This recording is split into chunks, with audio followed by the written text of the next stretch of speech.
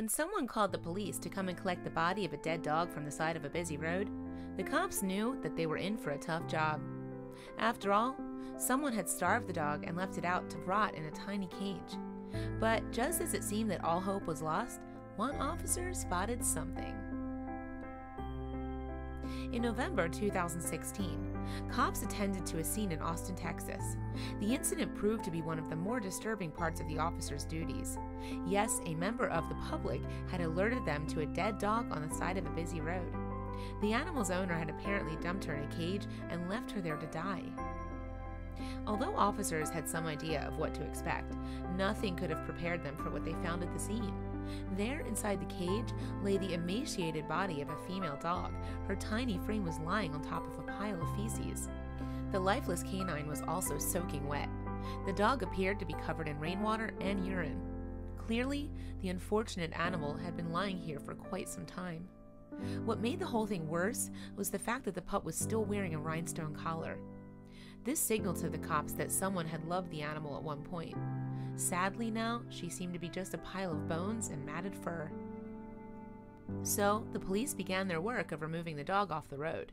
However, just then something amazing happened. Fortunately, one of the officers noticed that the pooch was still breathing, but only just. We realized she was alive, but just barely, so we rushed her to the Austin Animal Center, where vets began emergency treatment. Officer Ewa Wagner told the Huffington Post in 2016 her temperature was too low to even register on a thermometer, and she wasn't moving at all. We didn't think there was any way she would survive. Once there, vets estimated that the dog weighed a tiny 9.5 pounds. They also believed she was about a year old. Still, the sight of the skeletal canine shocked even the most seasoned animal professionals. But veterinary technician Elizabeth Mansara knew she couldn't give up on the animal. The detectives pulled up and said they had a dog who was barely alive. They handed her almost lifeless body to me, and I laid her on the exam table, Mansara recalled to the Huffington Post. She was covered in feces and freezing cold and wet. I talked to her the whole time, and even though she couldn't move her body, she looked up at me with pleading eyes. I kept telling her she would be okay. Of course, the next few hours would prove crucial to whether or not the pooch survived. So Mansara worked round the clock to give the dog the best shot she could. For instance, she fitted the poor pup with a catheter, and she gave her a warm bath and blow-dried her in an attempt to raise her temperature. Everyone thought she was going to die, Mansara admitted. During those first few hours, I just talked to her and told her she was loved and that nothing bad would ever happen to her again. I told her she needed a name, and I picked Sophie. When I told her that was her name, she raised her head for the first time and looked at me. I knew then Sophie would live. Unable to leave Sophie in the clinic overnight, Mansara took the dog home with her. Still, the puppy was unable to move her legs and wore diapers because she was so weak. But over the next few days, the pooch began to make a slow recovery and even took her first few clumsy steps. As a word of Sophie's ordeal spread, the animal rights organization PETA offered a $5,000 reward to help locate the individual responsible for dumping her. Indeed, the group wanted any information that would lead to an arrest. However, in the meantime, Mansara was working hard to make sure the dog's future was brighter than her past.